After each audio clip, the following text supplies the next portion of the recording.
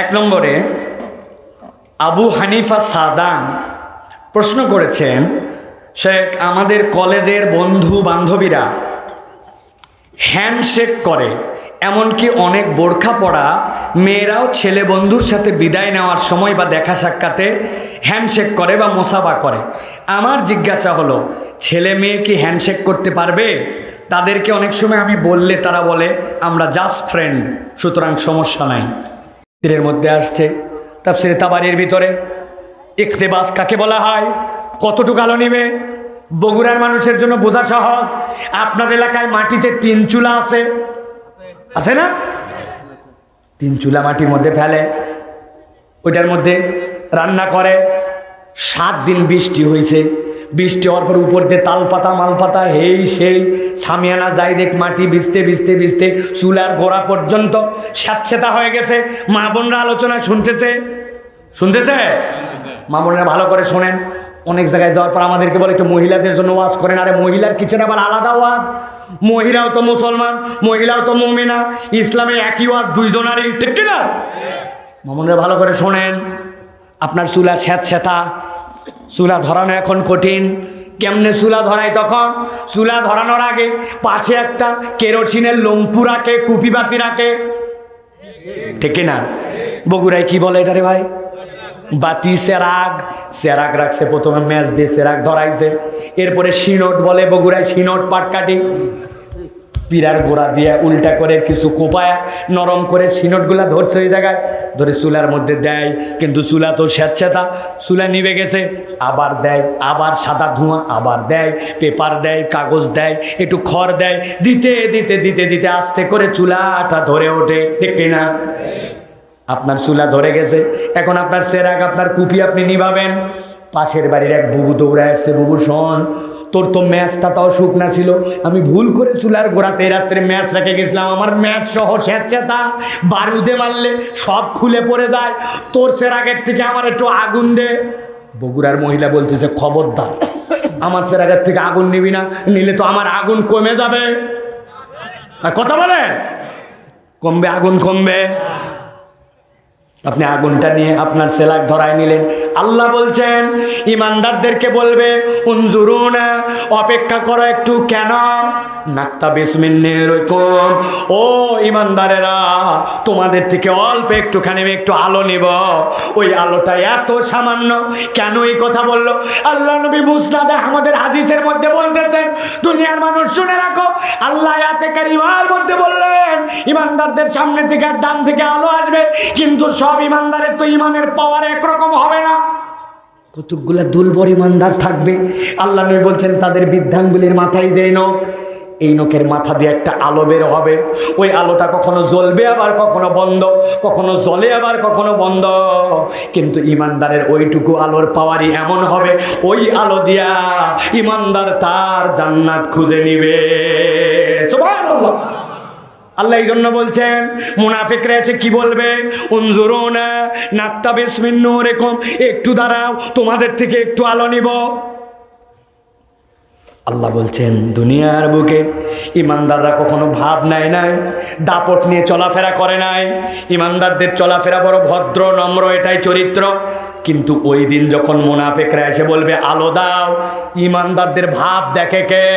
ইমানদাররা সাথে সাথে বলবে, কিলা ইরজিউ ওয়ারাকুম ফালতামিসু নূরা, যাও বললাম, যাও বললাম, ইরজিউ ওয়ারাকুম, সরো, দুনিয়ায় চলে যাও, ফালতামিসু নূরা, এই আলো এখানে কামাই করা হয় নাই, এই আলোর জায়গায় এইটা নয়, যাও দুনিয়ায় যাও, পারলে দুনিয়ার থেকে আলো নিয়ে আসো, ডিস্টার্ব করবে না। আল্লাহু আকবার। কেন এই কথা বলবে? একটা উদাহরণ দেই, ভালো করে খেয়াল করেন। এই যে মোবাইলের মধ্যে আলো জ্বলছে দেখতে পান, আরে কথা বলেন, আপনাদের যাদের মোবাইলের চার্জ নাই, আলো নাই, আমার এখান থেকে একটু আলো ধরায় নিয়ে যান, হবে না? কোনো দিনের প্রযুক্তি যদি এসে যায়, হয়ে যেতেও পারে, কিন্তু মৌলিক কনসেপ্টটা কি? এই আলোটা এখানকার নয়, এর গোড়ার মধ্যে একটা কেবল আছে, ওইটার মাথায় একটা অ্যাডাপ্টার আছে। ওই অ্যাডাপ্টারটা আপনি সকেটের মধ্যে লাগাইছেন, এরপরে সুইচ দিয়েছেন, কারেন্ট লাগছে, ওই কারেন্ট দিয়ে পার হয়ে এর ভিতরে 5000 মিলিঅ্যাম্পের একটা ব্যাটারি আছে, ব্যাটারির মধ্যে এসে জড়ো হয়েছে, ওইটা দিয়ে আলো জ্বলে। এই আলো এখানে জ্বললেও আসলে এখানকার না, বাড়ির ওই কারেন্টের, ঠিক না? আল্লাহ বলছেন মুনাফিকরা এসে বলবে উনজুরুনা নাকতাবিস মিন নূরিকুম, একটু দাঁড়াও আলো নিব। ইমানদাররা বলবে কিলা ইরজু ওয়ারাকুম ফালতামিসু নূরা, এই আলো এখানে কামাই করা হয় নাই, এই আলো দুনিয়াতে কামাই করা লাগছে। অথবা এই ময়দানে আলো দেওয়ার ময়দান নয়, আলো যদি নিতে চাও দুনিয়ায় আবার চলে যাও। বগুড়ার মুসলমান দুইটা প্রশ্নের উত্তর দেন এবার। যখন ওদেরকে বলবে দুনিয়ায় চলে যাও, ওই ময়দান থেকে কি দুনিয়ায় আবার আসা যাবে? সবাই কথা বলে না রে ভাই, আসা যাবে? জোরে বলেন, আসা যাবে? আরেকটা উত্তর দেন, ওই ময়দান কি কায়েম হয়ে গেছে? না। দুইটা আয়াত শেষ। এবার চলেন 3 নম্বর দৃশ্যে যাই। প্রথম দৃশ্য ভুলে গেছেন না, মনে আছে? দ্বিতীয়টা মনে আছে তো? এবার 3 নম্বর দৃশ্য। ইমানদারদেরকে বলছে আলো দাও, ইমানদাররা বলছে দুনিয়ায় যাও, কিন্তু ওরা তো জানে দুনিয়ায় যাওয়া যাবে না। এখন ওরা ছেঁচড়ামো শুরু করছে, ও ভাই দুনিয়ায় তো যাওয়া যাবে না ভাই, একটু আলো দেওয়ায়, একটু দেওয়ায়। আমি জান্নাতে যাওয়ার পথিক, এখন আমার এসে বারবার খালি ডিস্টার্ব করে। এরকম আপনাদের এলাকাও কিছু ছেঁচড়া ফকির আছে না? যতই ওরে বুঝান ওই বুঝবেই না। কেবল বাজারে গেছেন, যেতেই বলছে দে ভাই, বলছে খুচরা নাই, একটু পরে আয়। ও পরে আয় মানে মনে করছে 10 সেকেন্ড পরে বোধ হয়, 10 সেকেন্ড পরে আছে, বলছে দে ভাই টাকা নেই। এখন বললাম খুচরা, কিচ্ছু বোঝে না। খানিকক্ষণ পর বাজার করছেন, দে ভাই দে। অনেক খুঁজে খুঁজে পকেট থেকে বাইর করে খুঁজে খাইছে, সেই আগে রাখা নতুন চকচকাটা 10 টাকা দিয়ে সরে আনতে। ও কিন্তু গেইনার, কিন্তু ছেঁচড়া। আল্লাহ বলছেন আমার ইমানদারদেরকে আলো দিলাম, আর ওরা আলো চাইলো, কিন্তু এই ময়দানে আসার পরে যখন ছেঁচড়ামি শুরু করবে, দুনিয়ার বুকে আমি যারা দুনিয়ার বুকে নেককার আর দুনিয়ায় পাপী, এই মানুষগুলাকে আমি রব্বুল আমিন কখনো আলাদা করি নাই, তাদেরকে মৌলিক নিয়ামতে একভাবেই রাখছিলাম, ঠিক কিনা? আপনাদের এলাকায় ফজরের নামাজের সবার আগে হাজির হয়, এরকম মানুষ আছে না ভাই? আবার এরকম ভিআইপি মুসল্লি আপনাদের এলাকায় আছে কিনা? জুম্মার দিনে 1:45টার সময় মসজিদের সামনে মোবাইল চাপতে চাপতে যায়, যাওয়ার পরে ফেসবুক চালায়, নানান গল্প করে, বন্ধুরা আড্ডা মারে, ওদিকে ভিতরে আলোচনা শেষ, খুতবা শেষ, মুয়াজ্জিন যখন খতকামাতি চালা, উনার তখন হুঁশ এসে গেছে, দিছে দৌড়, এক জুতা ভিতরে, আরেক জুতা মসজিদের বারান্দায়। ভিআইপি মুসল্লি আছে, এরকম আছে। জুম্মার দিনে পর্যন্ত মসজিদে ঢুকতে পারে না। এই দুইজনই ধান লাগাইছে, একজনের ধান হয়েছে 20 মণ, নামাজি যেইটা, আর যেটা বেনামাজি ওর হয়েছে 1 মণ, তাই নাকি? না না না, আল্লাহ দুইজনের মৌলিক নিয়ামত দিতে এক রাখেন আল্লাহ রাব্বুল আলামিন। এই জন্য এই কাজটা করেন। কেবলমাত্র মুফাসসিরিনে কেরাম বলছেন, আল্লাহ কোরআনে একটা আয়াত বলেছেন, নুন ওয়াল কলামি ওয়া মা ইয়াসতুরুন, আল্লাহর সর্বপ্রথম সৃষ্টি হচ্ছে কলম। কি বলেন? কি কলম সৃষ্টির পর আরো বলেন লেখ, সব লেখ। সৃষ্টির 50,000 বছর থেকে আগে সব লেখা হলো। তাফসীর কারকরা বলছেন আল্লাহ একটা 2 শব্দে আল্লাহ একটা বাক্য লেখাইছেন। এই বাক্যটা যদি লেখা না থাকতো, আল্লাহর জমিনে আল্লাহর দহিরা শেষ হয়ে যেত। কি বাক্য? আল্লাহ বললেন সাবাকাত রহমাতি আলা গাদাবি, কলম লেখ, আমার রহমত আমার রাগের উপরে প্রাধান্য পাবে। আল্লাহ আয়াতে কারিমা দিলেন আর রহমানির রহিম। তাফসীর খুলে দেখবেন, আল্লাহ রাব্বুল আমিন যদি বলতেন আর রহিমুর রহমান, বিপদ হয়ে যেত, বিপদ হয়ে যেত। আল্লাহ রহমান লিদ দুনিয়া তামামের জন্য, রাহিম কেবল ইমানদারের জন্য। আল্লাহর গজবের উপরে রহমত প্রাধান্য পাইছে। এই জন্য দুনিয়াতে মুজরিম হোক, আল্লাহ মানুক না মানুক, আল্লাহ রাব্বুল আমিন দুনিয়াতে তাদেরকে আলাদা করেন না মৌলিক নিয়ামত দিতে। কিন্তু ওই দিন যাওয়ার পরে প্রথম আলোওয়ালারা, দ্বিতীয় দল আলো চায়, কিন্তু ইমানদারদের ডিস্টার্ব করে। আল্লাহ বলবেন আজকে আর কোনো রকম একসাথে মিলায় রাখা হবে না। 3 নম্বর দৃশ্য ঘটাও, ফেরেশতাদেরকে দায়িত্ব দিয়ে দেওয়া হবে। আল্লাহ বলছেন ফাদুরিবা বাইনাহুম বিসুরিল লাহু বাব বাতিনুহু ফীহির রাহমা ওয়া যাহিরুহু মিন কিবালিহিল আযাব। আল্লাহু আকবার। আল্লাহ বলছেন যখন তারা বারবার বলবে আলো দাও আলো দাও, আল্লাহ ফেরেশতাদেরকে বলবে না একটা পর্দা ফেলায় দাও। উপর থেকে নিচ পর্যন্ত একটা পর্দা পড়ে যাবে। পর্দাটার সৌন্দর্য আর বিউটি হচ্ছে পর্দা তো পড়ছে, কিন্তু পর্দার ভিতর দিকে আল্লাহ বলছেন বা আল্লাহ রাব্বুল আলামিন বলছেন ওই জায়গাতে বিসুরিল্লাহু বাব, যেই পর্দাটা পড়বে তার একটা দরজা থাকবে, বাতিনুহু ফীহির রাহমা, ভিতর দিকটা ইমানদারেরা থাকবে আরামে, আর দরজাটাও থাকবে ইমানদারদের। পর্দা আছে, দরজার কি দরকার? আবার এপার থেকে ওপার দেখা যায়, শোনা যায়, আবার পর্দার দরজা, ব্যাপার কি? এটা আশ্চর্য লাগে না? এটা একটা মনস্তাত্ত্বিক খেলা। দুনিয়ার বুকে মুনাফিকের দল মুসলমানদেরকে যত কষ্ট দিছে, এইগুলা বেশিরভাগ মানসিক কষ্ট দিছে। কে ঠিক কিনা? গেইনার হতে পারে নাই, জিততে পারে নাই, কিন্তু ইমানদারদেরকে মুনাফিকি করে করে মানসিক কষ্ট দিতে, বড় বড় বিপদের মধ্যে ফেলাইছে। নবীজি চলেন, বদরে আমরা সবাই আছি, 1000 লোক নিয়ে বের হলেন, গুনে দেখেন 313, বাকিগুলা কই? মুনাফিক। বদরে বিজয় হয়েছে, কিন্তু আল্লাহ নবীর চোখের পানিতে দাড়ি ভিজে গেছে, ঠিক কিনা? মুনাফিকরা কষ্ট দিছে আল্লাহ নবীর সব সময়, ঘরের ভিতর থেকে শত্রুতা করছে। আল্লাহ বলছেন ওই দিনে পর্দা দিয়ে আলাদা করা হবে। মুনাফিকরা বাহির দিকে, পর্দা ভিতর দিকে, এপার থেকে ওপার কথা শোনা যায়। ইমানদারদের দিকে দরজা, ইমানদারদের দিকে সিটকি, ইমানদারদের দিকে হুরকা, ইমানদারদের দিকে খিল। ইমানদাররা ভিআইপি করে বসে আছে, ভিতর দিকে আরাম। আর মুনাফিকদের ব্যাপার আল্লাহ বলছেন ও যাহিরুহু মিন কিবালিহিল আযাব, একটা কেবল পর্দা, ইমানদারদের দিকে দরজা, চাইলে খুলতে পারি কিন্তু খুলবো না। আমরা আছি আরামে, ওরা দেখতেছে আর ইনারা দেখতেছে কত কষ্টে, একটু খুললেই ভিতরে আসা যায়, কিন্তু খোলা হবে না।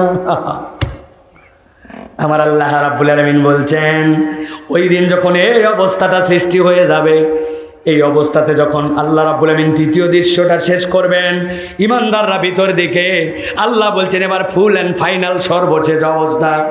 গভীর মনোযোগে খেয়াল করেন, আলোচনার শেষের দিকে সাথে সাথে আল্লাহ রাব্বুল আমিন বলছেন ওই ময়দানের যত মুনাফিক পুরুষ, যত মুনাফিক নারী, সবগুলোই পর্দার সামনে এসে দাঁড়াইছে। ভিতর দিকে ইমানদার, বাহির দিকে মুনাফিকের দল, কষ্ট আর কষ্ট। সব মুনাফিক এসে এবার একটা কথা কেবল বলতে শুরু করবে, যত মুনাফিক পুরুষ আর মুনাফিক নারী।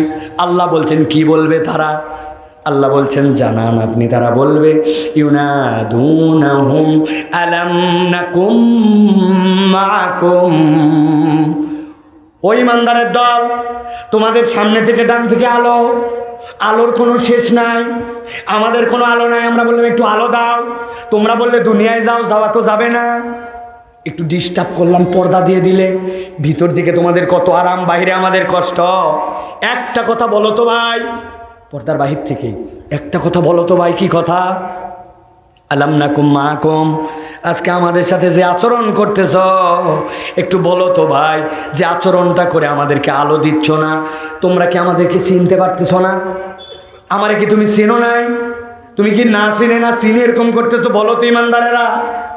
ইমানদারদের কাছে সব মুনাফিক যখন বলবে আলাম নাকুম মাকুম, আমরা কি একসাথেই ছিলাম না, একসাথেই চলাফেরা করতাম না? ইমানদারেরা চিৎকার করে তখন মুনাফিকদের কথার উত্তর দিবে ক্বালু বালা, অবশ্যই অবশ্যই তোমাদেরকে চিনবো না মানে? তোমারে চিনি, তোমার বাপরে চিনি, তোমার গোষ্ঠীরে চিনি, আমরা কি না চিনি এরকম করতেছি নাকি? আল্লাহু আকবার। এরপরে আয়াতটা নাই, কিন্তু বোঝা যায় আল্লাহ কি বলতেছেন। বলতেছে তোমাদের কাছে আলো চাইলাম, দিলা না, পর্দা দিয়ে দিলা, আলো পর্যাপ্ত।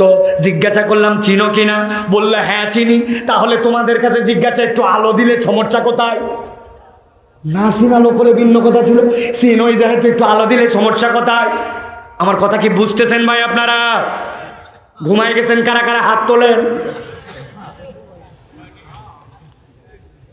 এবার মূল কথা, ইমানদাররা বলল কলু বালা, তোমাদেরকে চিনি। ওরা বলতেছে তাহলে আলো দেও না কেন? আল্লাহ এবার বলতেছেন মূল বার্তা, 3টা সামিয়ানা, একটা মাথার উপরে 4টা মিলায় মূল বিষয়টা তোমাদের জন্য এবার মিলায় দেয়। ইমানদাররা এবার ওই ময়দানের মধ্যে যাদের আলো নাই, যাদেরকে বলছিল দুনিয়ায় যে আলো নিয়ে আসো, এবার তাদেরকে বলবো ও ভাই রে, আলো তো আমরা তোমাদেরকে দিতাম, কিন্তু ময়দানে যেহেতু দেওয়া যায় না, তবে আজকে তোমাদেরকে বলি দুনিয়ার বুকে তোমাদের 4টা অপরাধ ছিল, এই 4 কারণে তোমরা আলো পাও নাই। আলো হারাবার কারণ হচ্ছে 4টা। কয়টা? কথা বলেন কয়টা? হাত রেডি করেন, এরকম করেন হাত। আমি বলবো কয়টা, হাত বের করে দেখান লাগবে। কয়টা? সবার হাত ওঠে নাই, হাত নামান। আবার সবাই রেডি? কয়টা? হাত নামান। আলো হারাবার কারণ কয়টা? ইচ্ছা করে করাচ্ছে এইটা, যাতে আলোচনা একটু বাড়িতে যায়। আমাদের আলোচনা এখন বাড়িতে যাচ্ছে না ভাই। যদি আলোচনা বাড়িতে যেত তাহলে হুজুরের ওয়াজ কোসরের মধ্যে পেঁচায় মাল কাজ দিয়ে পানি সেচতে পারে। বোঝেন না আপনি? না, হুজুরের ওয়াজ শুনতেছে মাল কাজ দিয়ে, আছে না? আলো হারানোর কারণ হচ্ছে 4টা। এবার ইমানদাররা বলতে শুরু করবে, যেহেতু সিনই বলছো তাহলে আলো দেও না কেন? ইমানদার এবার বলবে ওয়ালাকিন্নাকুম ফাতানতুম আনফুসাকুম ওয়া তারাব্বাসতুম ওয়ারতাবতুম ওয়া গররাতকুমুল আমানিয়ু হাত্তা জাআ আমরুল্লাহ। 1 নম্বর, তোমরা যে আলো পাও নাই, দুনিয়ায় তোমাদের অপরাধ ছিল। ওয়ালাকিন্নাকুম ফাতানতুম আনফুসাকুম, তোমরা দুনিয়াতে এমন পরীক্ষায় নিজেদেরকে ফেলেছিলে যেই পরীক্ষা আল্লাহ দেয় নাই, তোমরা নিজেরাই নিজেদেরকে পরীক্ষায় ফেলছিলে। বলেন তো ঠিক না বেঠিক? এবার বলেন তো কি পরীক্ষায় নিজে ফেলছিলেন? বলেন। আল্লাহ বলতেছেন এই জন্যই তো বুঝে নিতে হবে। বলছি ঠিক, নিজেরাই নিজেদেরকে পরীক্ষায় ফেলছে। কি পরীক্ষা? 2 ধরনের, একটা ঈমান আর একটা আমল। বলেন কয় ধরন? আরে যুবকেরা কথা বলো, কয় ধরন? তোমরা না জোরে কথা বলবে, মুরব্বীরা যেন ঘুমাইতে না পারে। কয় ধরন? একটা ঈমানের পরীক্ষা নিজে ফেলছে। বাচ্চাটা অনেক দিন ধরে অসুস্থ, নানান ডাক্তার পানি, জিয়া মেডিকেল, এই সেই প্রফেসর, ঢাকার ডাক্তার, টেস্ট, সব ভালো হয় না। একজন বলছে শোন বাবা মহস্থানে চলে যা, ওখানে যাওয়ার পরে সিন্নি দেখ কি হতে কি হয়, রোগ ভালো হয়ে যেতে পারে। ও বলছে কি রে, মহস্থানের আউলিয়া কি ডাক্তার নাকি? কয় হাট, মহস্থানের আউলিয়া ডাক্তার হবে কেন? তো তুই বললি যে সিন্নি দিলে ভালো হবে। কয় শোন, উনি ভালো করতে পারে না, তবে উনি আল্লাহর ইবাদত করতে করতে এমন আল্লাহর ওলি হয়ে গেছে, উনার কাছে সিন্নি দিলে উনি খুশি হয়, উনি খুশি হলে আল্লাহ খুশি হয়। আল্লাহ দেয় কেবল বাবার মাধ্যম দিয়ে একটু দেয়, এই জন্য যা। আপনি যদি এই কথা বলেন, আপনার ইমান আর আবু জাহেলের ইমানের পার্থক্য নাই, ঠিক না? বুঝেন নাই? না বুঝে ঠিক বলছেন। এই জায়গাতেও আবু জাহেলের কাছে গেছে, যাওয়ার পরে বলছে লা তুজ্জা মানাত হবলের কাছে কেন যাও? বলে ব্যবসায় যেন বরকত হয় জন্য লাতের কাছে যায়, অসুখ ভালোর জন্য হবলের কাছে যায়, বিভিন্ন ধরনের অসুখ অসুবিধার জন্য মানাতের কাছে যায়। ওরা কি রোগ বালায় ভালো করে নাকি? ওরা কি ব্যবসায় বরকত? না না না, তো যাস কেন? বলে আরে বোঝো নাই, লিয়াতাকাররাবুনা ইলাল্লাহি যুলফা, ওরা আল্লাহর কোনো পয়গম্বরের প্রতিকৃতি, আল্লাহর কেউ বা ফেরেশতা, আল্লাহর মেয়ে মনে করে, নাউজুবিল্লাহ। ওদের কিছু করার নাই, কিন্তু ওদের এত পরিমাণ আল্লাহর ইবাদত প্রিয় পাত্র, ওদের কাছে মান্নত দেয়, দিলে ওরা খুশি হয়, ওরা খুশি হলে আল্লাহ খুশি হয়, আল্লাহ দেয়, লা তুজ্জা মানাতের মাধ্যম দিয়ে দেয়, লিয়াতাকাররাবুনা ইলাল্লাহি যুলফা। আল্লাহ বলছেন যতই আল্লাহ খালিক, আল্লাহ মালিক, আল্লাহ রিজিক দেয় বলুক না কেন, এই ইমানের কারণে ওরা মুশরিক। অতএব আপনার দাড়ি যত লম্বা হোক, যত নামাজ পড়েন, যত বুজুর্গি দেখান, আপনি যদি মনে করেন কোনো পীর ফকির মাজার মান্নত এইগুলো আপনার ভালো মন্দ রিজিক চিকিৎসা উন্নতি কিছু করতে পারে, আপনার ইমান আর আবু জাহেলের ইমানে পার্থক্য নাই। আপনার হাসর আর আবু জাহেলের হাসর একসাথে হবে, ঠিক কি না? এই পরীক্ষা আল্লাহ দিছিল, আল্লাহ দিছে। আপনি নিজে এই পরীক্ষায় নিজেরে ফেলছেন, বলবেন হুজুর বুঝি নাই। না বুঝলে সব জায়গায় মাপ আছে। শিরিক করলে মাপ নাই। বলবেন হুজুর উদাহরণ দিয়ে বুঝান। 30 সেকেন্ডের উদাহরণ বোঝেন। এক বুড়ার সেই কাশি, ডাক্তার দেখাইছে, ডাক্তার বলছে এই সিরাপ দিলাম, সিরাপ কফ বাইর করা লাগবে। কয় আমি তো মূর্খ মানুষ, কেমনে খাবো কি বুঝবো? কয় মূর্খদের জন্য কায়দা আছে, বোতলের গায়ে 3টা কোনা কেটে দিছি, খাবার পরে খাবেন, দিনে 3 বার 2 চামচ। ওরে বাবা কি সুন্দর রে, টান দিয়ে সব বুঝাই দিল। বাড়িতে আসছে ঢক করে 2 চামচ খায়া জানলার উপরে রাখছে ওষুধের শিশি। এরপরে তার বেটা একটু আগেই বেগুনের খ্যাত, সিমের খ্যাত, ওইখানে ইন্ডিল স্প্রে করে আসার পরে ইন্ডিলের বোতলটাও খেয়াল করে নাই, হাত ধরা গেছে জানলার উপরেই রাখছে। দুপুরবেলা যখন ওষুধ খাওয়ার সময়, ওই বাড়িতে একটা ছোট্ট বাচ্চা আছে, 7-8 বছরের বয়স। 7-8 বছরের বাচ্চারা যা বলবেন লাফায় লাফায় শোনে, ঠিক না? ছোট বাচ্চারা অনেক কথা শোনে না? আমার 3 মেয়ে, আমি যা বিপদে আছি এর কোনো শেষ নাই। কি বিপদ? দরজায় যায় ডাক দিছি, 3 জন দৌড় দিছে, 1 জন খুলতে পারছে, বাকি 2 জন কান্নাকাটি জুড়ে দিছে। কি জ্বালা, ওরা দরজা খুলতে পারেনি জন্য, এই জন্য একই বাড়িতে আমার 3 বার ঢোকা লাগে। 3 জন 3 বার খোলে। আসার সময় 3 জন দরজার সামনে দাঁড়াইছে, বড়টা একটু বড় হয়ে গেছে, ও আর দাঁড়ায় না, ছোট 2টা দাঁড়াইছে। বাবাকে যেতে দিব না, 10-20 টাকা ঘুষ দিলাম, দিয়ে আবার বললাম আসার পরে কিন্তু নিব, ঘুষ দিয়ে যে ফেরত পাওয়া যায় এটা আমার 2 মেয়ের কাছেই কেবল পাওয়া যায়। বললাম এই 20 টাকা দিলাম, তোমরা নিয়ে রাখো, আমার এখন ছুটি দাও, আমি চলে আসবো আবার। ছোট্ট বাচ্চাদেরকে বললেই কথা শোনে, ঠিক কিনা? ওই লোক ওষুধ খাওয়া লাগবে, মেয়েরে বলছে মা জানলার পরে ওষুধ আছে, আমার তো কাশি আবার বাইরে গেল, 2 চামচ নিয়ে আয়। মেয়ে দৌড়ায় গেছে, যে পার্থক্য বোঝে নাই, ঢালবে, ইন্ডিল থেকে ঢালে 2 চামচ। বাপের তো কাশি, খাক খাক করতে করতে দেওয়া দেরি, ঢকাত করে মারতে দেরি নাই। বুঝে থাকলে বলেন তো, কাশের সিরাপ মনে করে যদি 2 চামচ ইন্ডিল মেরে দেয়, ও কি বাঁচবে না মরবে? আন্দাজে উল্টাপাল্টা কথা বলে। এটা মাসুম বাচ্চা দিছে, ভুল করে খাইছে, মূর্খ সুর্খ মানুষ, তাও মরবে? হ্যাঁ, আপনি মূর্খ না মাসুম বাচ্চা দিছে না কে দিছে, এইগুলা ইন্ডিল বুঝবে না। শিরিক হচ্ছে আপনার এর থেকে ভয়ঙ্কর।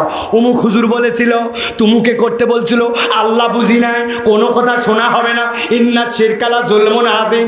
আপনি শিরিক করছেন তো মরছেন, ঠিক কিনা? অতএব শিরিক যদি করেন, এটা আল্লাহ করতে বলে না। এই পরীক্ষায় যারা নিজেরে ফেলবে তার বিপদের বাজার। আরেকটা পরীক্ষা, আপনি নিজেরে ফেলে নেয়, এই ছেলের সাথে মিশবি না। কেন? বিড়ি খায়, অভ্যাস খারাপ হয়, আমি বিড়ি খাই না। 1 দিন 2 দিন 3 দিন 10 দিন বিড়ি খাইতো না, এখন ওই 10 দিনে ওর সাথে থাকতে থাকতে বিড়ি কেনার পরে উনি প্রথম টান দেয়, আস্তে আস্তে করে মদখর হয়েছে, গাঁজাখর হয়েছে, ইয়াবাখর হয়েছে। এলাকার ফেতনা, পরিবারের জ্বালা, দেশের জ্বালা। আগে বিড়ি খাইতো না, সঙ্গদোষে এখন অ্যাডিক্টেড। এইরকম ছেলে আছে কিনা? আল্লাহ তোমার এই পরীক্ষা দিছিল? আল্লাহ দেয় নাই, তুমি নিজে নিজে এই পরীক্ষায় পড়ছ। আল্লাহ বলছেন ও বান্দা সাবধান হও, ওই দিন আসার পরে আলো চাইবে, কিন্তু ইমানদাররা জানাবে ওয়ালাকিন্নাকুম ফাতানতুম আনফুসাকুম। এমন পরীক্ষা, যেই পরীক্ষা আল্লাহ দেয় নাই। দুনিয়ায় তুমি নিজেকে নিজে এরকম পরীক্ষায় ফেলেছিলে। এরকম পরীক্ষায় যদি আপনি পড়েন, এই পরীক্ষার দায় আল্লাহর নয়। এই পরীক্ষায় পড়ার কারণে আপনি কিন্তু ওই দিনে মুনাফিকের দলে নিমজ্জিত হয়ে যাবে, ঠিক না? খুব সাবধান হতে হবে। এরপরে আল্লাহ বলছেন 2 নম্বর তাদের কি অপরাধ, ইমানদাররা তাদেরকে জানাবে। 2 নম্বর তাদের অপরাধ, ও তারাব্বাসতুম। কি অপরাধ রে? বলে তাদের দীর্ঘসূত্রিতা ছিল দুনিয়ার জীবনে। দীর্ঘসূত্রিতা মানে কি? দীর্ঘসূত্রিতা মানে আপনি আল্লাহর বিধান পালনের ক্ষেত্রে অপেক্ষা করাইছেন। ও ভাই চল নামাজে যাই, বলছে আজকে কি বার রে? বুধবার, বৃহস্পতিবার, জুম্মার দিন থেকে দেখিস। কি রে, কি দেখবো? কই আজকে থেকে না, জুম্মার থেকে নামাজ ধরছি না ধরছি, আমি আর ছাড়বো না। তোমার বুধবার কই গেল, বৃহস্পতিবার কই গেল, তুমি জুম্মা পর্যন্ত টানে নিয়ে গেলে কেন? ওই জুম্মার কথা বলে জুম্মা টু জুম্মা ঠেলতে ঠেলতে বছর পার, তাও নামাজ ঠিক মতো পড়ে না। এরকম টাউট মার্কা নামধারী মুসলমান আছে কিনা? কথা যে আসতে বলে দেখি, মানে রোগ বেশি আছে লেখায় না। কই চল আমরা ভালো হই। কই এবার রমজান মাসের থেকে এমন হুজুর হওয়া হব দেখিস আমাক। ও বাবা, তোমার রমজানের আগের 3 মাসের হিসাব কে দিবে আল্লাহর কাছে? আমরা এরকম করে অপেক্ষা করায় জীবনের মধ্যে আল্লাহর বিধান পালনে দেরি করায়। এরকম মুসলমান আছে কিনা? হজ করেন না কেন? কই নগদ টাকা নেয়। উনার এত জমি বগুড়া অঞ্চলে, 1 কাঠা জমি বেচলে স্বামী স্ত্রীর উমরা হবে, হজ হবে, কিন্তু নগদ টাকা নাই, অজুহাত দিয়ে হজ করে না। এইরকম মুসলমান এই এলাকায় নাই। কথা বলেন আছে কিনা? কই মেয়ের বিয়ে দেই নাই। আমি বলছি মেয়ের বিয়ে না দিলে আপনার নামাজ কালেমা পড়ার দরকার নাই। কই হুজুররা খুব খারাপ, খালি উল্টা পাল্টা ফতুয়া দেয়, নামাজের সাথে হজ মিলল। বলে মিলল কেমনে? কয় নামাজও ফরজ, রোজাও ফরজ, হজও ফরজ আল্লাহ বলছে। তো তোমার মেয়ের বিয়ে না দিয়ে যদি হজ করা না লাগে, তুমি নামাজও বাদ দাও। কে? আল্লাহ রাব্বুল আমিন বলছেন তোমরা অপেক্ষা করাও, তোমরা শুধু দীর্ঘসূত্রিতা করাও, আল্লাহর দিকে তুমি আসতে চাও না। নানান অজুহাত দিয়ে আল্লাহর থেকে দূরে সরছ। বান্দা ওই দিন যাওয়ার পরে কিন্তু তোমার জন্য বিপদ আর বিপদ। দাড়িটা এখনো রাখলেন না কেন? 50 বছর বয়স তো পার হলো, 94তম তো মাহফিল হলো। বিয়ে করবেন আবার নাকি একটা? হ্যাঁ, কি ব্যাপার? আজও দাড়ি রাখলেন না কেন? আল্লাহ নবীর একটা সাহাবে, পৃথিবীর কোনো পয়গম্বর কেউ দাড়িহীন থাকলো না, আর আপনি দাড়ি রাখলেন না। ও আজ তো অনেক দিন শুনলেন, কতদিন? আর একটু বয়স হোক। বাবা, আপনার কত বয়স হওয়া লাগবে ভাই? দুনিয়ায় কত শিশু বাচ্চা তার দাদার কাঁধে করে চলে গেল। আসার সিরিয়াল আছে, যাওয়ার সিরিয়াল নাই। আপনি বয়স বলতে কি বুঝান? দুনিয়ায় মানুষের বয়স বাড়ে না, হায়াতের থেকে বয়সটা কেবল কমে যায়, ঠিক কিনা? এই জন্য আমি বলি ভাই, দাড়িতে এত গুরুত্ব হুজুর কেন দেন? বলে ভাই রে, মুরব্বী অনেক বড় আলেম মানুষ, উনি যদি ওসিয়ত করে যায়, আমি কবরে যাওয়ার সময় আমার মাথায় একটু পাগড়ি পরায়া, জুব্বা পরায় আমার কবরে নামায়ও, আপনারা মানবেন তো? বলেন হুজুরের শেষ বয়স তো, একটু মনে এলোমেলো হয়ে গেছে, এই ওসিয়ত মানা যাবে না। উনি যতই বড় সুন্নতের আশেক হোক, পাগড়ি পরায়, জুব্বা পরায় কবর দেওয়ার কোনো তরিকা না। কবরে কোনো সুন্নত নিয়ে হাজির হওয়া যায় না, কিন্তু কবরে একটা দায়মি সুন্নাত, আপনার দাড়ি নিয়ে হাজির হওয়া যায়। কবরে যাওয়ার পরে 2টা হতে পারে, মান নাবিয়ুকাও হতে পারে, অথবা মান হাদার রাজুলুল্লাযী বুইসা ফি কবরিক, 2টাই হতে পারে। এই যে লোক, যেই লোককে পাঠানো হয়েছে চিনো নাকি? আপনার নবীকে দেখবেন এত বড় দাড়িওয়ালা, আর আপনার মুখে নানা অজুহাত দিয়ে দাড়ি রাখলেন না। কবরে যাওয়ার পরে তো নবীকে আপনি না চিনার কারণ এটাও হতে পারে, ঠিক কিনা? রাখেন ভাই, দাড়িটা রেখে দেন। এক মহিলা 10,000 টাকা পাঠাইছে, আরো 40,000 টাকা দিবে। কয় হাজার টোটাল? অঙ্ক জানেন তো কত? ধরেন দিয়ে পাঠায় নাই, দিয়ে বলছে হুজুর একটু দোয়া করবেন আমার জন্য। কি দোয়া?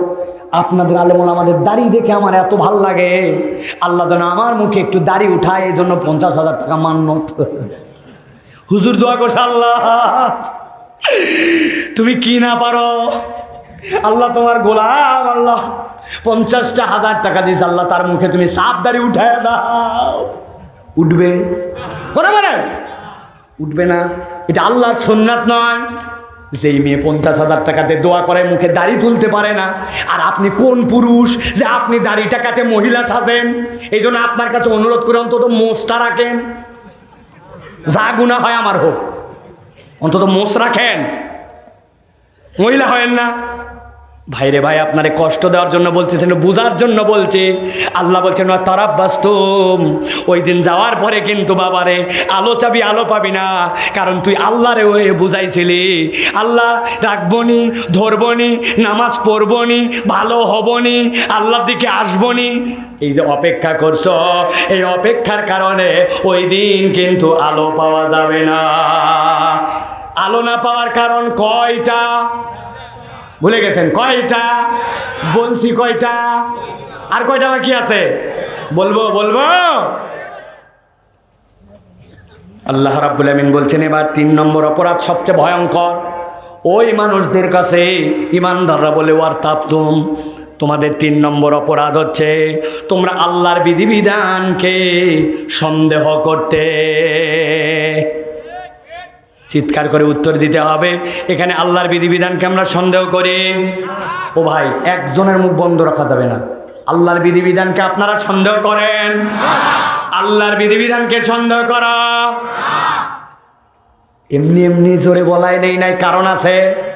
বলছি তো গলা ফাটায়, আল্লাহর বিধান সন্দেহ করি না। এবার একটু চলেন তো মিলায় দেখে কি করি আর কি করি না। আপনাদের এলাকায় বিয়ে শাদী হয়?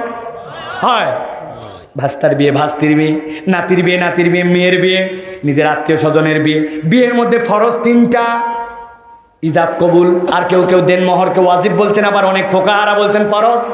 ওয়াজিব আছে এর মধ্যে সাক্ষী দেওয়া, আর আছে আউলিম ওয়ালাউ বিশাতিন, সাধ্যের মধ্যে থাকলে একটা ছাগল দিয়ে হলে ওলিমা করো ছেলের বাড়িতে। ইসলামের বিয়ে শেষ।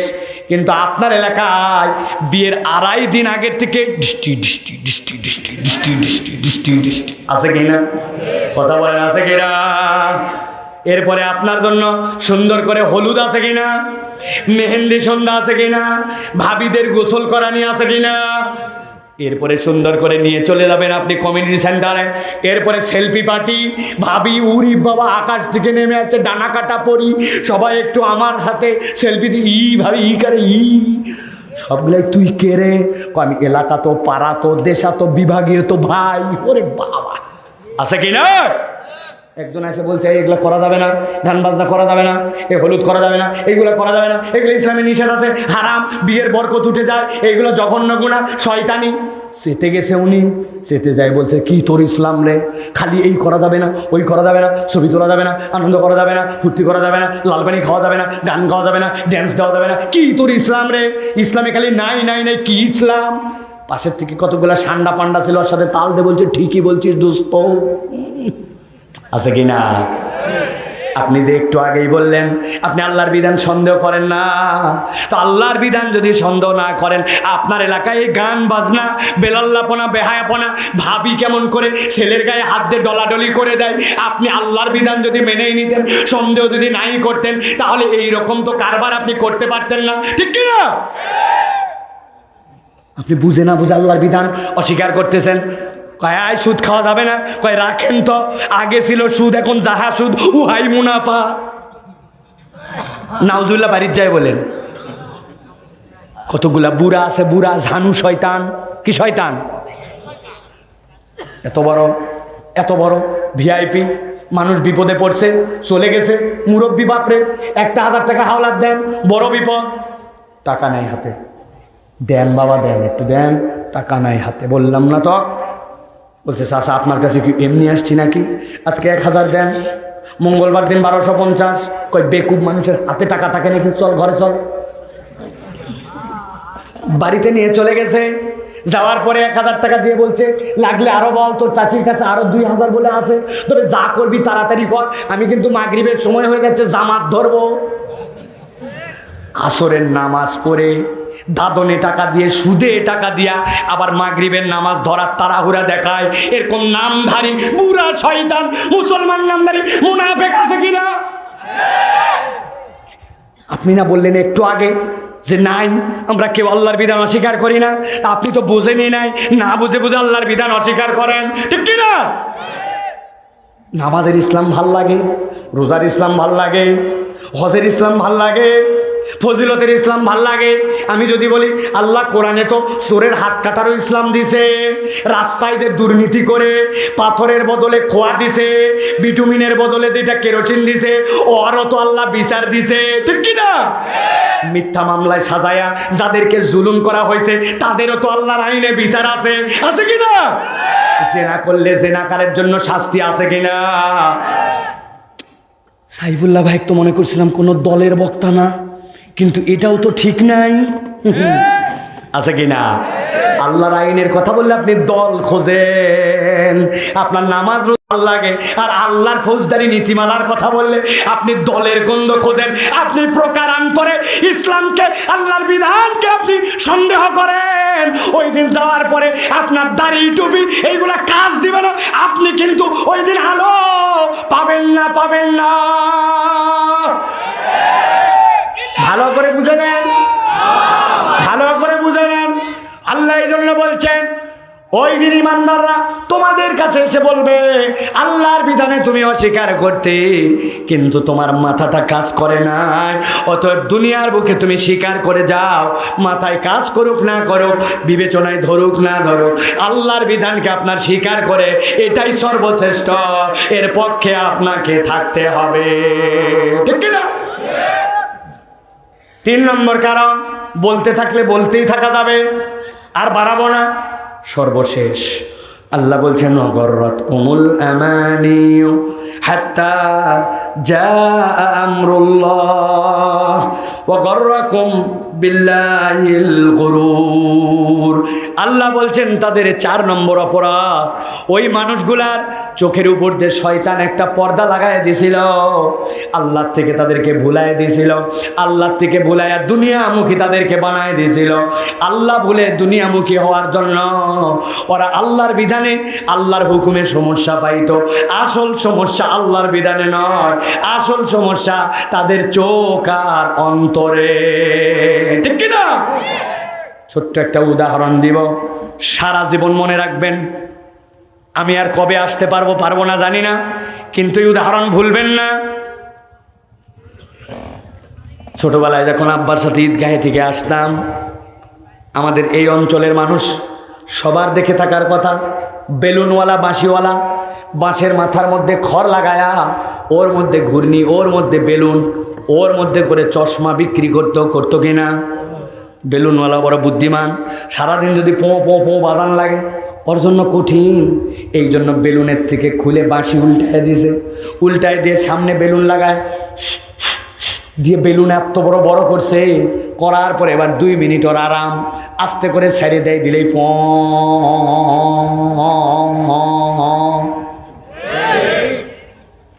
বাচ্চা কাচ্চারা দৌড়, বেলুন নিবে, ঘূর্ণি নিবে, বাঁশি নিবে। ওই বেলুনওয়ালার কাছে ঈদের দিনে প্লাস্টিকের এলাস্টিক লাগানো, সামনে কাগজের ফ্রেম, সামনে লাল কালার দেওয়া চশমা পাওয়া যায়, 2 টাকা দাম ছিল তখন। আব্বারে বলছে, আব্বাটা চশমা দেওয়া লাগবে। ঈদের দিন দিছে আব্বা, আইরে আনন্দ, চশমাটা চোখে ঢুকে টান দেয়া লাস্টিক কানের পিঠে লাগাই দিয়েছি। সাথে সাথে উপর দিকে তাকায় দেখি আসমান লাল, আব্বা লাল, বাড়িতে এসে দেখি আম্মা লাল, ভাত লাল, সব লাল। বাড়িতে ওই বেলুনওয়ালা আবার যখন পাশ দিয়ে যায়, আম্মারা যায়, বলছে, মা আমার আরেকটা চশমা কিনে দেওয়া। আর আব্বা দিছে একটা, না এবার হলুদ নিব। ঈদের দিন মা 2 টাকা দিছে, যাই একটা চশমা কিনছে 2 টাকা দিয়া। এবার যেই না লাল খুলে হলুদটা লাগাইছি, লাগানোর সাথে সাথে দেখি এখন আসমান হলুদ, আম্মা হলুদ, আব্বা হলুদ, ঘাস হলুদ, গরু হলুদ, বাড়ি হলুদ, ওয়াল হলুদ, সব হলুদ। ঠিক কিনা? বুঝে থাকলে বলেন, উত্তরটা মজবুত করে দেন। আসলে কি আমার আব্বা লাল, আমার আম্মা হলুদ, আসমান লাল, ভাতটা কি হলো? না ভাই না, আসলে আমার চোখের সামনের যে চশমা, ওই চশমাটা লাল অথবা হলুদ। ভালো করে বুঝে রাখেন, যারা আল্লাহর বিধানের সমস্যা খুঁজে পায়, আল্লাহর দিন থেকে গাফেল হয়, আল্লাহর বিধান নিয়ে মন্তব্য করে, আল্লাহর বিধানে কোনো সমস্যা নয়, সমস্যা তোমার চোখে আর অন্তরে। ঠিক কিনা? অথবা অন্তর ঠিক করতে হবে, অন্তর পরিবর্তন করতে হবে। এই অন্তর দুনিয়ার কোনো মোটিভেশন দিয়ে পরিবর্তন হবে না, কোনো নায়ক নায়িকার কথা দিয়ে পরিবর্তন হবে না। প্রথম কথা মনে আছে কিনা? এখানে বসার পরে 1 ঘন্টা 57 মিনিট আগে বলছি আপনাদের কাছে, পরিবর্তন যদি করতে হয়, মোটিভেশন নিতে হয়, কোরআন দিয়ে পরিবর্তন করা লাগবে। ঠিক কিনা? আল্লাহ বলছেন, কদ জাআতকুম মাউইযাতুম মির রাব্বিকুম ওয়া শিফাউল লিমা ফিস সুদূর। এই কোরআন দেওয়া হয়েছে তোমার অন্তর পরিবর্তন করার জন্য। অতএব কোরআনের আকর্ষণে থাকবে যারা, কোরআনের পক্ষে যারা, কোরআন পড়বে যারা, কোরআন ভালোবাসবে যারা, কোরআন বোঝার চেষ্টা করবে যারা, আল্লাহ তাদের অন্তর পরিবর্তন করবেন, শয়তানের ধোঁকায় তাদেরকে পড়তে দিবেন না। রাজি তো আমরা? কোরআনের পক্ষে থাকতে রাজি আমরা? আল্লাহ আমাদেরকে কবুল করুক, বলেন আল্লাহুম্মা আমিন। সামারি করবো, আবার যাওয়া যাবে না, অনেকক্ষণ আলোচনা হয়েছে, 2 ঘন্টা, মনে নাই অনেক কিছু, মনে করে নেন। কোরআন ছাড়া বিকল্প কিছু নাই। মোটিভেশন কোরআন থেকে। সূত্র কি? আব্দ হতে হবে, মুমিন হতে হবে। আর কিয়ামতের দিনে যাওয়ার পর আলো যারা পাবে না, আলো চারটা কারণে পাবে না। এর 1 নম্বর, আল্লাহর বিধান পালনে গরিমসি করছে, অপেক্ষা করাইছে। 2 নম্বর, আল্লাহর বিধানকে নিয়ে সন্দেহ করছে। 3 নম্বর, শয়তানের ধোকায় পড়েছে। 4 নম্বর, দুনিয়ার বুকে ওই মানুষগুলো নিজেরাই নিজেদেরকে পরীক্ষায় নিমজ্জিত করেছে। এই দোষ থেকে যদি আমরা বেরিয়ে আসতে পারি, শপথ যদি নেই কোরআনের পক্ষে থাকবো, ইনশাআল্লাহ আজকের থেকেই আল্লাহ আমাদের তকদিরকে পরিবর্তন করে দিবেন। একটা জবানও বন্ধ রাখবেন না, বলেন আল্লাহুম্মা আমিন। হয় নাই? সকলে বলেন আল্লাহুম্মা আমিন। প্রিয় ভাইয়েরা, আমার কথা শেষ, অনেক কথা বলে ফেলেছি আলহামদুলিল্লাহ। এখন কিছু প্রশ্ন আছে আমার কাছে, আপনাদের এলাকা মিলায়া আমাদের শ্রদ্ধেয় ওস্তাদ যদি অর্ডার দেন তাহলে প্রশ্নগুলোর উত্তর দিয়ে দিব, সংক্ষিপ্ত দিয়ে দিব। জি প্রিয় ভাইয়েরা, আমি যে কথা বলি, আমার কথা অল্প সময় বললেও অনেক কথা বলার মধ্যে গজল পারি না, জন্য গজল গাইতে পারি না। আপনাদের হাসানো মাসানো গল্প কিচ্ছে এগুলো আমার জানা নাই, জন্য আপনাদেরকে বলতে পারি না, আমার ব্যর্থতা। এই জন্য আমি যে কথা বলি অনবরত অনেক কথা বলতে হয় আমাকে। আপনাদের কাছে দোয়া চাই প্রিয় ভাইরা। অনেকে হয়তো জানেন না, ঢাকায় থাকি জন্য মনে করেন আবদুল্লাহ সাইফুল্লাহ ভাই বোধহয় ঢাকারই বাসিন্দা, ঢাকায় বোধহয় বড় হয়েছে। না রে ভাই, আমি উত্তরবঙ্গের মানুষ। আমার জন্মস্থান হচ্ছে নওগাঁ, নওগাঁ উকিলপাড়ায় আমার জন্ম, এখানেই আমার বড় হওয়া।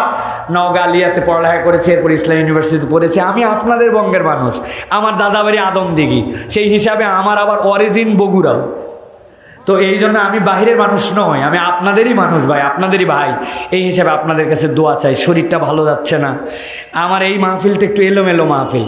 গতকালকে ছিলাম কুমিল্লা, মানে প্রায় চট্টগ্রামের কাছাকাছি, ময়নামতির পরে। আজকে বগুড়া, আগামীকালকে আবার মাহফিল চট্টগ্রাম, তারপরের দিন কক্সবাজার। এই মাহফিলটা বাধ্য হয়েছে নিতে। আব্দুল আলামিন ভাই, ছোটো ভাই, আপনাদের এলাকার খতিব আব্দুল্লাহ মামুন, আমার অত্যন্ত প্রিয়, স্নেহের, মহব্বতের, তার কথা নেওয়াই লাগবে। লে বাবা, আমি খালি মুখ দিয়ে ভুল করে বলে ফেলছি যে এই একদিন ফাঁকা আছে, আর কোনো কথা নেই। বলছে আপনার দাওয়াত নেওয়া হয়ে গেছে। আমার দাওয়াত ওই নিচে, চিন্তা করছেন আপনি কি পেলায় ফেলে আমার নিয়ে আসতে এই জায়গায়। তো এখন যেহেতু এসেই গেছি, আবার রাত্রে চলে যাবো আবার চিটাগাং দিক। চিটাগাং থেকে এসে চিটাং যাও, চিন্তা করছেন নাই এয়ারপোর্ট নাই কিছু, এমন ব্যাকওয়ার্ড। তো আপনাদের কাছে একটু দোয়া চাই, করবেন তো একটু, করবেন তো একটু। আল্লাহ যেন আমাদের সুস্থ রাখে, গলাটা ভালো রাখে, দিনের হক কথা যতদিন বেঁচে আছি সাহসের সাথে যেন বলায়, বাতিলকে ভয় করে যেন কথা বলতে না হয়, বাতিলের ভয় পেলে কথা যেন বন্ধ হয়ে যায়। এই দোয়া করবেন, হকের উপরে হক কথা বলতে চাই, ঠিক কিনা? ডান বাম দেখার সময় নেই, ইনশাআল্লাহ বলেন ইনশাআল্লাহ। উত্তর দেই কয়েকটা প্রশ্ন। হ্যাঁ,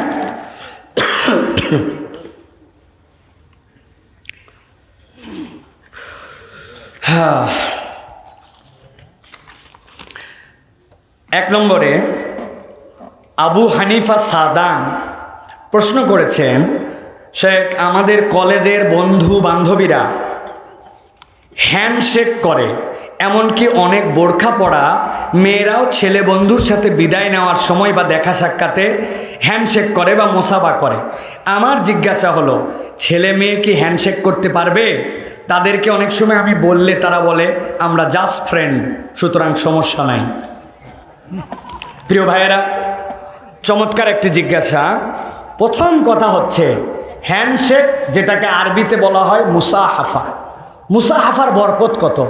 আবু দাউদের হাদিসের মধ্যে আসছে, রাসূলুল্লাহ সাল্লাল্লাহু আলাইহি ওয়াসাল্লাম বলছেন, যখন কোনো দুইজন ইমানদার এক জায়গায় হয়, কুশল বিনিময় করার পরে মুসাহাফা করে, মুসাহাফা শেষ করে পরস্পর বিচ্ছিন্ন হওয়ার আগেই আল্লাহ তাদেরকে মাফ করে দেন। তাহলে মুসাহাফা অত্যন্ত দামি একটা আমল। রাসূলুল্লাহ সাল্লাল্লাহু আলাইহি ওয়াসাল্লাম থেকে বর্ণনা এসেছে যে এই মুসাহাফা যখন করে তখন একজন আরেকজনের জন্য যেন দোয়া করে। এটা তাবেঈদের থেকে আসছে, ইয়াগফিরুল্লাহু লানা ওয়া লাকুম, আল্লাহ তোমাকে আমাকে মাফ করে দেখ। এই কথা বলে বিচ্ছিন্ন হওয়ার আগে আল্লাহর ফেরেশতারা ওই দোয়া কবুল করে ওই ভাইদের সগীরা গুনাহ মাফ করে দেয়। এই হাদিসের ব্যাখ্যায় ফোকাহে কেরাম, মুহাদ্দিসিনে কেরাম বলছেন, এখানে আল্লাহ তাআলা নারী এবং পুরুষকে আলাদা করেন নাই। মুমিন তারাও মুসাহাবা করবে, মুমিনা তারাও মুসাহাবা করবে। মেয়েরা একজনের সাথে আরেকজনের দেখা হয়েছে, কুশল বিনিময় করে, বোন মেয়ে তারা হাতে হাতে ধরবে। এই হাদিসের আলোকে এতে কোনো সমস্যা নাই। কিন্তু জিজ্ঞাসা হচ্ছে ছেলে মেয়ে ছেলে তারা কি মুসাহাবা করতে পারবে কিনা? হ্যাঁ পারবে। 14 জন, যেই 14 জনের সাথে তার বিবাহ করা বৈধ, এই 14 জনের সাথে আপনার বাপের সাথে মেয়ের দেখা হয়েছে, বাপ মেয়েকে কপালে চুমু দিল, হাত ধরলো, হাতে চুমু দিল, এটা জায়েজ আছে। কিন্তু যাদের সাথে বিবাহ করা জায়েজ নাই তাদের সাথে মুসাহাফা করা জায়েজ। হাদিসের মধ্যে আসছে, কোন জায়গার থেকে আমরা পাইলাম এইটা? রাসূলুল্লাহ সাল্লাল্লাহু আলাইহি ওয়াসাল্লাম নবুয়তের 13তম বছরে যখন মিনাতে যখন বায়াতুল আকাবাতুস সালেসা হলো, 72 জন মানুষ আসছিল নবীজির হাতে হাতে বায়াত গ্রহণ করছে। 70 জন পুরুষ, 2 জন নারী। একজনের নাম উম্মে মানি, আরেকজনের নাম নামিরা বিনতে আকাব। এই 2 জনও নবীজির কাছে আসলো, এসে বলে ইয়া রাসূলুল্লাহ বায়াত নেন। আল্লাহ নবী হাত সরাই নিলেন। আল্লাহ রাসূল সাল্লাল্লাহু আলাইহি ওয়াসাল্লাম বলেন, ইন্নী লা উসাফিহুন নিসা, আমি মেয়েদের সাথে মুসাহাফা করি না। আয়েশা রাদিয়াল্লাহু তাআলা থেকে হাদিস এসেছে এবং এটা প্রমাণিত। মদিনাতে আল্লাহ নবী সাল্লাল্লাহু আলাইহি ওয়াসাল্লামের কাছে উমাইয়া বিনতে রাকিকা, মুসনাদ আহমদ নাসাইর হাদিসের মধ্যে আসছেন, তিনি এসে আল্লাহ নবীর হাতে বায়াত হতে চাইলেন। আল্লাহ নবী তখন সূরা মুমতাহানার আলোকে তার বায়াত নিলেন, মুখে মুখে হাত ঠেকান নাই। এইগুলা দ্বারা প্রমাণিত জাস্ট ফ্রেন্ড, মনের আমাদের মিল আছে, আমাদের মনে কোনো শয়তানি নাই। অতএব ছেলে মেয়ে মুসাফা করবে, ইসলাম আপনাকে অনুমতি দেয় নাই। আবাল বৃদ্ধ বনিতা বয়স যাই হোক না কেন, ছেলে মেয়ে যাদের সাথে বিবাহ হারাম, মুসাফাও হারাম। ক্লিয়ার? বিবাহ যাদের সাথে হারাম, আপনার যাদের সাথে বিবাহ জায়েজ নাই, আপনার সাথে সম্পর্ক যাদের সাথে আল্লাহ নিষেধ করেছেন যেই 14 জনের সাথে আপনি বিবাহ করতে পারবেন, তাদের সাথে সম্ভব, এর বাহিরে সকলের সাথে হারাম। বাস, এটা হচ্ছে আল্লাহ রব্বুল আলমিনের পক্ষ থেকে ফায়সালা। আপনি কোত্থেকে জাস্ট ফ্রেন্ড বানাইছেন? মনের পর্দা। আর যেই বোরখা পরা মেয়ের কথা বলতেছেন, এর এই আবরণে বোরখা আছে, আসলে ভিতরে ইসলাম নাই। অনেক ক্ষেত্রেই তাই ভাই। আল্লাহ রাব্বুল আলামিন তাকে হেদায়েত দেখ, অন্তত আগাইছে, তো বোরখাটা তো অন্তত পড়ছে, হিজাবটা অন্তত পড়ছে, আল্লাহ আগাক। কিন্তু এইটুকুতেই কেবল ইসলাম নয়। আল্লাহ রাব্বুল আলামিন আমাদেরকে বোঝার তৌফিক দান করুক। তাহলে এটা হচ্ছে 1 নম্বর আপনাদের জন্য উত্তর গেল। 2 নম্বর, এক ভাই বলছেন যে আমার মনের মধ্যে একটা ওয়াসওয়াসা হয়, মাঝে মাঝেই মনে মনে আমি তালাক দিয়ে ফেলি, বারবার নিজেকে সংবরণ করার চেষ্টা করি, তারপরেও মনে মনে স্ত্রীর প্রতি রাগ হলে মুখে বলি না, তালাক দেই। এই ওয়াসওয়াসা আমার হৃদয়ের মধ্যে হয়। আমি জানতে চাই এভাবে কি তালাক হবে? আর এই ওয়াসওয়াসার থেকে আমি বাঁচবো কেমনে? প্রিয় ভাইয়েরা, যদি কেউ মনে মনে ওয়াসওয়াসা হয় আর মনে মনে বলতেছে আমার বউরে তালাক, 3 তালাক, মনে মনে এ আমার বউয়ের গোষ্ঠী তালাক, তার বংশ তালাক, সব তালাক, আপনি যত কোটি কোটি তালাক দেন না কেন, ইসলামের শরিয়াতে তালাক এবং বিবাহ দুইটার জন্য উসুল, রুকুন সবগুলা বলা আছে। অতএব মনে মনে যদি শয়তানে ওয়াসওয়াসা দিয়ে আপনার অনুপ্রেরণা নিয়েও আছে, বলেনও যদি আমার বউ তালাক, আপনার এই তালাক হবে না, এই তালাক পতিত হবে না। এটাই মাসালা আল্লাহ সাহাবা নাজায়ের এর ভিতরে ফোকায়ে কেরামে বর্ণনা দিয়েছেন। 2 নম্বর কথা, মনের মধ্যে এরকম ওয়াসওয়াসা আসে, এখান থেকে বাঁচবো কেমন করে? এই ওয়াসওয়াসা যে দেয় সে হচ্ছে শয়তান। আল্লাযী ইউওয়াসওয়িসু ফি সুদুরিন নাস। নবীজি 4টা জিনিস বলছেন, 4টা কাজ করলে এই ওয়াসওয়াসা মন থেকে চলে যাবে। আমাদের অনেকের অনেক ধরনের মনের মধ্যে ওয়াসওয়াসা আছে, সুচিবাই আছে না? হাত ধুচ্ছে তো ধুচ্ছে, মনে হয় নাই, আবার ধোই, ওয়াসওয়াসা আছে না ভাই? অনেকের ওয়াসওয়াসার ব্যারাম আছে, বাথরুমে ঢুকলে আর বের হতে পারে না, বিছনা ঝাড়া লাগে, মনে হয় কেউ বসলেই আবার চাদর চেঞ্জ করা লাগবে, কি হয়ে আছে? এই যে ওয়াসওয়াসা, সুচিবাই, খুঁতখুঁতানি আছে কিনা? যাবতীয় ওয়াসওয়াসা থেকে বাঁচার জন্য 4টা আমলের কথা রাসূলুল্লাহ সাল্লাল্লাহু আলাইহি ওয়াসাল্লাম বলেছেন, হাদিস দ্বারা প্রমাণিত আছে। 1 নম্বর, আপনাকে আউযু বিল্লাহি মিনাশ শাইতানির রাজিম এই আমল করতে হবে। সব কিছুর শুরুতে যাদের ওয়াসওয়াসা আছে, আউযু বিল্লাহ, ওয়াসওয়াসা আসলে আউযু বিল্লাহ, আমি শয়তান থেকে আশ্রয় চাই, এটা আপনার আমল নাম্বার 1। 2 নম্বরে, আল্লাহর কাছে একটা দোয়া করতে হবে, আল্লাহুম্মা সাব্বিত কলবি আলা দীনিক। কি বলবেন? আল্লাহুম্মা সাব্বিত কলবি আলা দীনিক। আল্লাহ, তুমি আমার পাকে, অন্তরকে তোমার দ্বীনের উপরে দৃঢ় রাখো, শয়তানের ওয়াসওয়াসায় নিয়ে যায় না। 2 নম্বর আমল। 3 নম্বর, আল্লাহর কাছে বলবেন, ইয়া মুসাররিফাল কুলুব সররিফ কুলুবানা আলা তাআতিক, অথবা সররিফ কলবি আলা তাআতিক, হে অন্তরের পরিবর্তনকারী, তুমি অন্তরের পরিবর্তন ঘটাও, অতএব আল্লাহ তুমি আমার অন্তরকে তোমার ইতাআতের উপরে কায়েম রাখো। এরপরে আরেকটা কথা আছে, একটা তওবা করতে হয়। কি তওবা? রব্বিক ফিরলি ওয়া তুব আলাইয়া আনতাত তাওয়াবুর রহিম, রব্বিক ফিরলি ওয়া তুব আলাইয়া আনতাত তাওয়াবুর রহিম। আল্লাহর কাছে এইটা বলবেন। এইটা বলে আপনি যদি 21 দিন অথবা আপনি যদি 7 দিন এরকম আমল করেন, ইনশাআল্লাহ শয়তানের এই ওয়াসওয়াসা দূর হয়ে যাবে। তাহলে একে তালাক পড়বে না, 2 নম্বর ওয়াসওয়াসাও দূর হবে। আল্লাহ আমাদেরকে বোঝার তৌফিক দান করুন। আলভি নামে এক ভাই মাটিডালি থেকে প্রশ্ন পাঠাইছেন যে মনে শান্তি পাই না, অস্থিরতা কাটে না, মনে হয় কি যেন একটা নেই আমার, এমন হতাশা লাগে যে কেমনে বুঝাবো তাও বুঝাতে পারি না, অথচ আমার তেমন কোনো দুঃখও নাই, ফ্যামিলির কোনো প্রবলেমও নাই, কিন্তু মনের মধ্যে শান্তি পাই না। এমন কোনো আমল আছে কি যার দ্বারা আমার মনে আমি শান্তি পাবো? এই যুবকের প্রশ্ন এইটা, কিন্তু শত যুবকের হৃদয়ের প্রশ্ন এইটা। ভাল লাগে না, কেন ভাল লাগে না? কই তা জানলে কি আর সেই সমস্যার সমাধান না করি? কেন ভাল লাগে না এইটাও জানে না। আছে না ভাই? প্রিয় ভাইরা, আমি আপনাদের কাছে প্রথমে একটা কথা বলবো।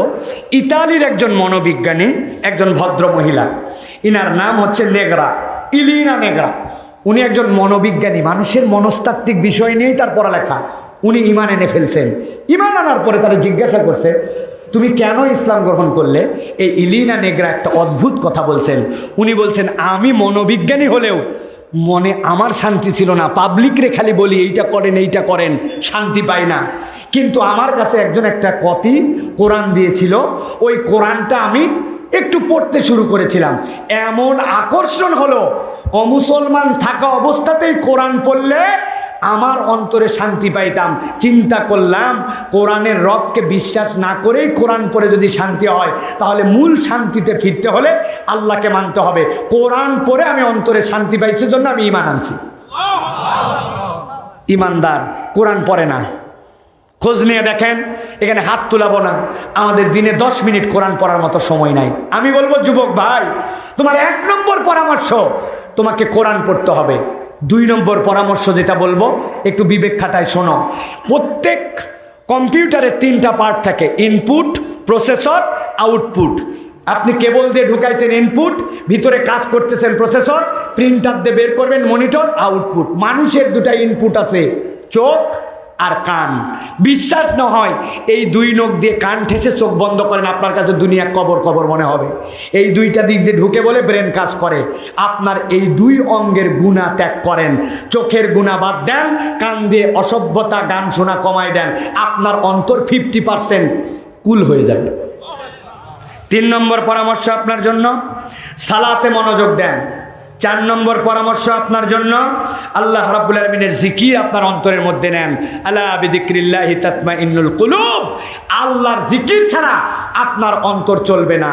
সুবহানাল্লাহ, আলহামদুলিল্লাহ, আল্লাহু আকবার, লা ইলাহা ইল্লাল্লাহ, এটা আপনার জরফের মধ্যে নিয়ে আসতে হবে। 4 নম্বর পরামর্শ, তাওয়াক্কুল করতে হবে আল্লাহর উপর। ওয়া মান ইয়াতাওয়াক্কাল আলাল্লাহ, আর যে ব্যক্তি আল্লাহর উপর তাওয়াক্কুল করেন, আল্লাহ বলছেন ফাহুয়া হাসবুহ, আল্লাহই তো তার জন্য যথেষ্ট। সাথে সাথে বলবো, আল্লাহ রাব্বুল আলামিন কোরআনের সূরা মারিজের মধ্যে বলছেন, দুনিয়ার মানুষকে আমি দুর্বল করে বানালাম, অল্পতেই সে হতাশ হয়ে যায়। আল্লাহ আবার বলছেন ইল্লাল মুসাল্লিন, তবে তারা হতাশ হয় না যারা নামাজ পড়ে। অতএব নামাজ যদি ঠিক মতো পড়েন, হতাশ হবেন না। সর্বশেষ একটা টিপস দিব, হাতে নাতে ফল পাবেন আগামীকালকের থেকে। বলবো, ফজরের নামাজ জামাতে হাজির হবেন। 7 দিনে আপনার যদি পরিবর্তন না হয়, আমারে ফোন দিয়ে গালি দিয়েন, সাইফুল্লাহ ভাই উল্টা পাল্টা বলে গেছেন আপনি। চ্যালেঞ্জ দিয়ে গেলাম আপনার কাছে, 7 দিন ফজরের জামাত পড়েন, অন্তর শান্তিতে ভরে যাবে ইনশাআল্লাহ। তাহলে কি বলেছি? কোরআন তেলাওয়াত, সালাতে মনোযোগ, আল্লাহর জিকির, তাওয়াক্কুল, ইনপুট ডিভাইসের থেকে গুনাহ দূর করে দেওয়া, চোখের গুনাহ, কানের গুনাহ, আর ফজরের নামাজে হাজির। আপনার মনে আল্লাহ প্রশান্তি ঢুকাই দিবেন। বলেন আল্লাহুম্মা আমিন।